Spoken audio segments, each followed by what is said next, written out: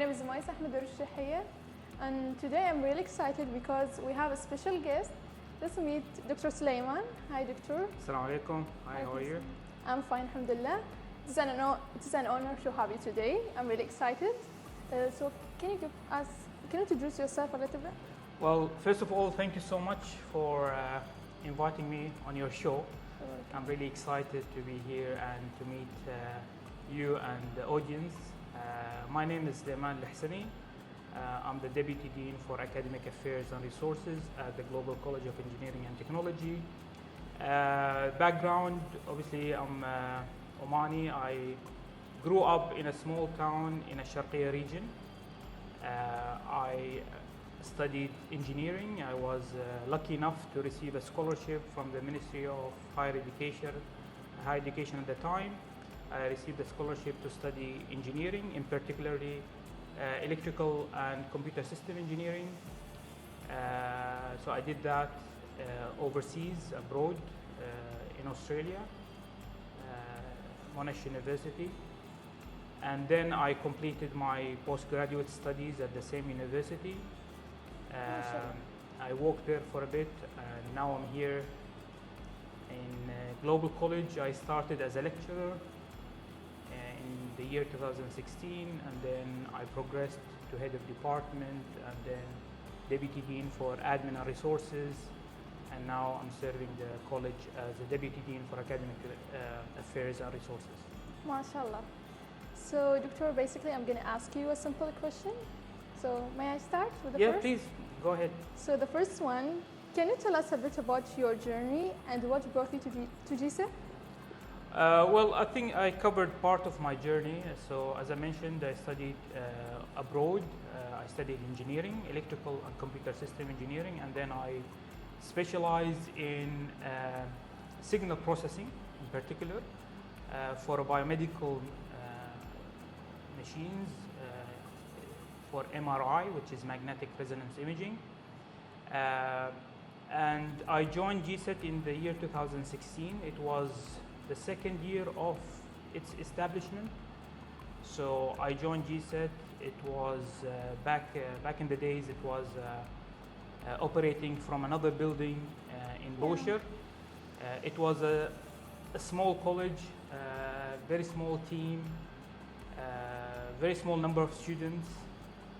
But alhamdulillah, we have come a long way. Now we are operating from this campus, which is a 3-building campus. And we have students, over 2,500 students, 12 programs, undergrad programs, and 3 postgraduate programs. So it's a long journey, but it's a very satisfactory journey, and we are happy. I'm happy to be part of this journey. Yeah, and we are happy because you are here in Gcet. Thank you so much. So the next question, what do you believe makes Gcet stand out from other institutions in Oman? Definitely Gcet stand out due to its programs. I would say we have really unique programs.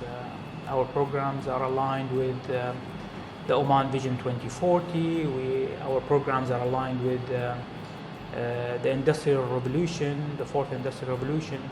So the uniqueness of the programs, and that our programs, they are hands-on programs. So you will find in the structure of these programs, they depend on the labs, the practical work, the industrial visits, projects.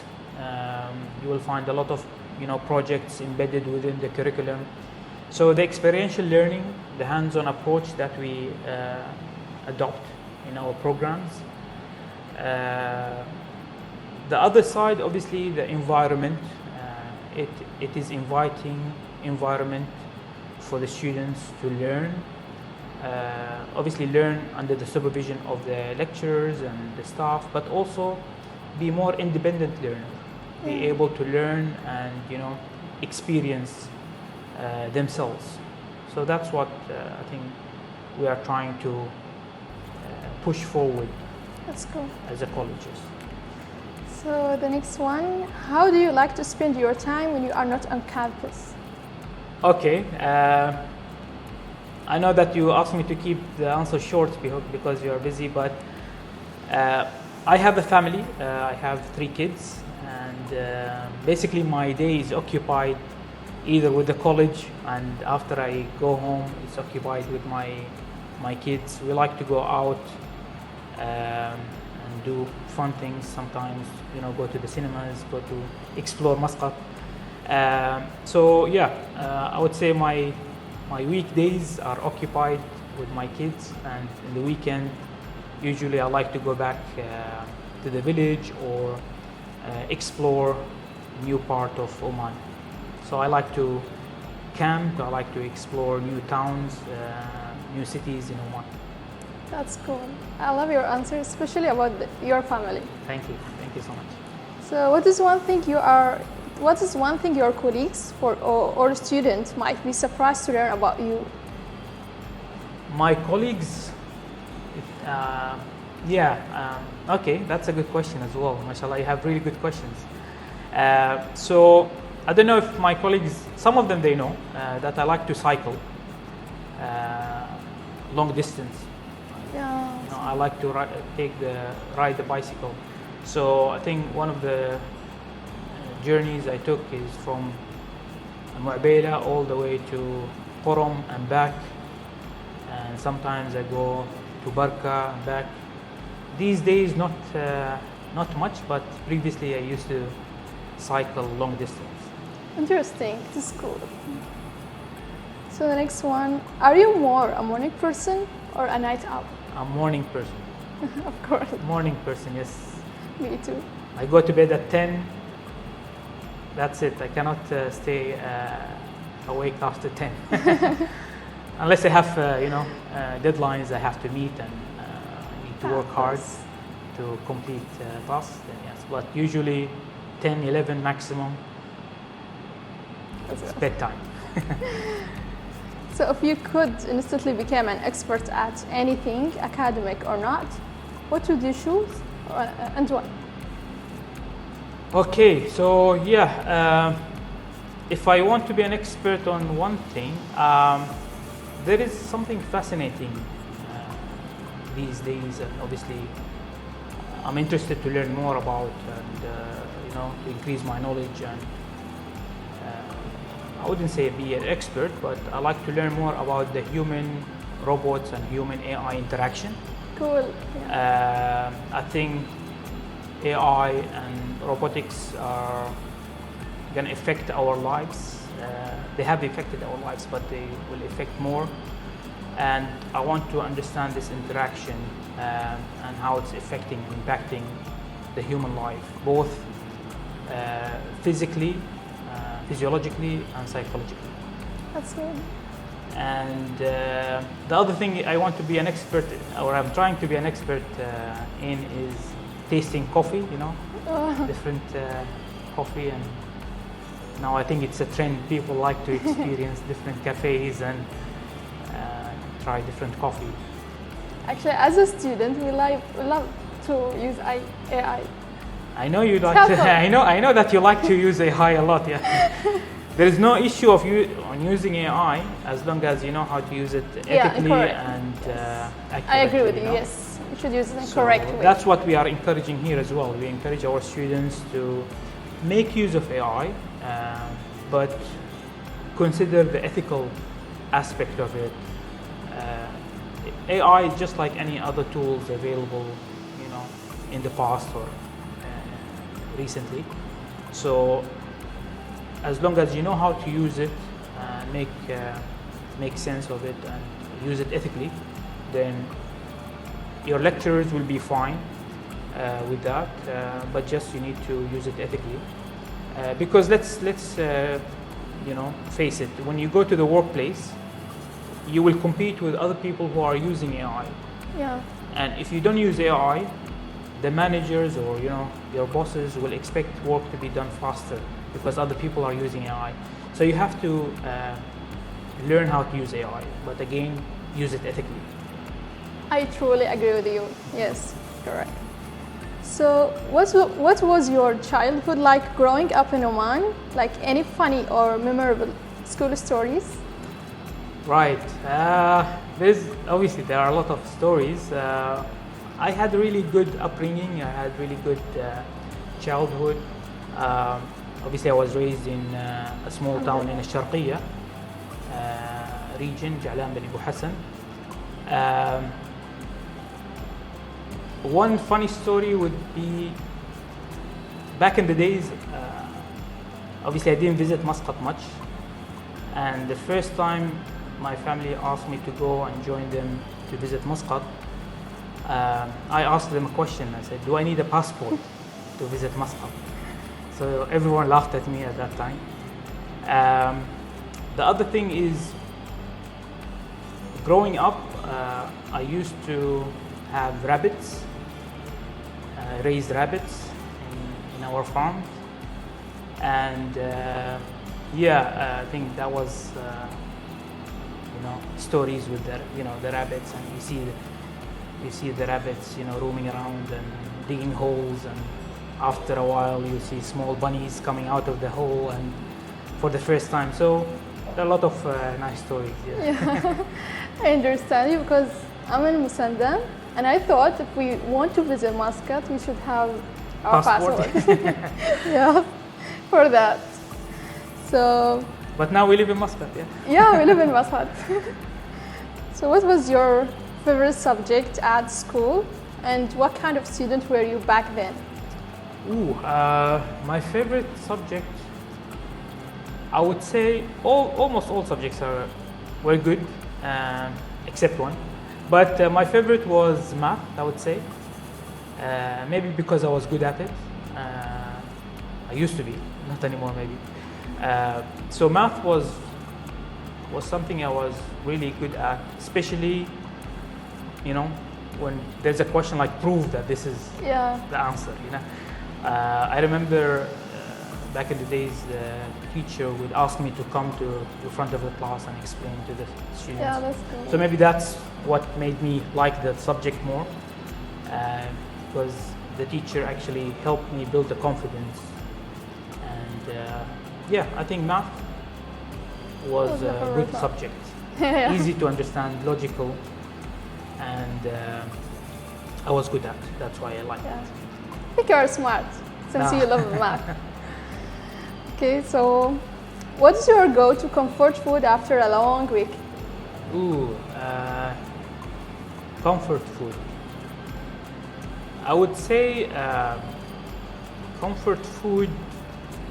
I like to experience different cuisines. That's for sure.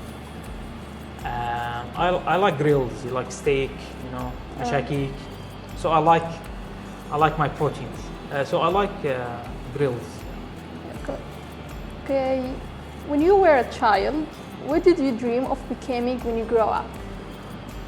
All right. So when I was, growing up, I thought I wanted, or it's also part of the family, what they want you to be. But as I said, I liked math. I liked physics. So I wanted, obviously, I had that kind of path of going for engineering or science majors. I wanted also to, because I also liked biology, raising rabbits and pigeons. So I was between either, a doctor, a medical doctor, or an engineer. I think almost all the kids back then, they wanted either a medical doctor or an engineer. But I ended up doing engineering, and I really like engineering because it is not only teaching you how to be an engineer, but also how to be a really good person. It's all about problem solving, critical thinking, analytical thinking. So all these skills are used in engineering, but also outside engineering. And a lot of my colleagues who studied engineering with me, I think there is a statistics that more than 70% of people will end up doing something other than what they have studied. So my colleagues who studied with me a long time ago, they end up doing, banking, finance, accounting, insurance, although they graduated as engineers, but they end up doing something else. So yeah, I think the skills that you gain as an engineer, they are transferable skills and much needed skills, like problem solving, analytical skills. So what advice would you give to students who are still trying to find their direction or passion? I would say take your time. Don't be overwhelmed. Don't be upset. Consider your options. The best way to decide on a major, I will give you that. The best way to decide on a major is to consider three things. Your passion, the things that you love, you like. Your ability. So if you are good in math, then maybe obviously engineering requires math. If you're good in programming or you like programming, then programming is an option. If you like, accounting, business, finance, so on and so forth. So that would be the ability. If you have the passion, if you have the ability, and also consider opportunities. Always go for subjects that will have opportunities in the future, because obviously majority of us will study for a reason, to be able to start a career or start a business. So yeah, I think the advice, take your time, consider your options, talk to your colleagues, talk to people who are in the industry. Try to gather as much information as you can, so you can make an informed decision. And if you cannot find your passion during the higher education, during your university life, definitely you will find it after that. It's not the end of the world. I mean, a lot of people, they found their passion after they graduate, after they work for 5 years, and then they shift careers. It's normal. So life is a journey. Try to live it and experience it. I think the key of successful people, that they love what they are doing. Yes. Their passion. For that, they are successful. Definitely. If you love what you're doing and you are good at it, then obviously they say, don't consider, if you are happy, then you will not consider it as work. You will consider it as enjoyment and a lifestyle. Yeah. So if Gcet held a talent show, what talent would you showcase? If Gcet had a talent show, yes. Okay.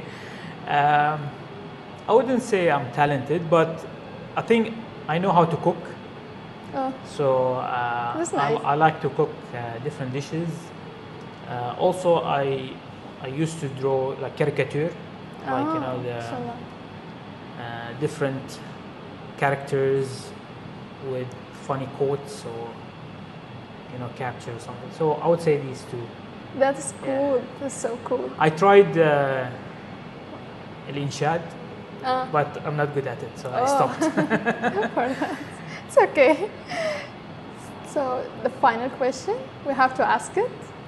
What color is your toothbrush? What color is my toothbrush? Yeah. Okay, that's. I used to, until recently, I used to have an electrical toothbrush. It's a white with a blue spot, I think. But recently I shifted to the manual one. So I would say it's white and black.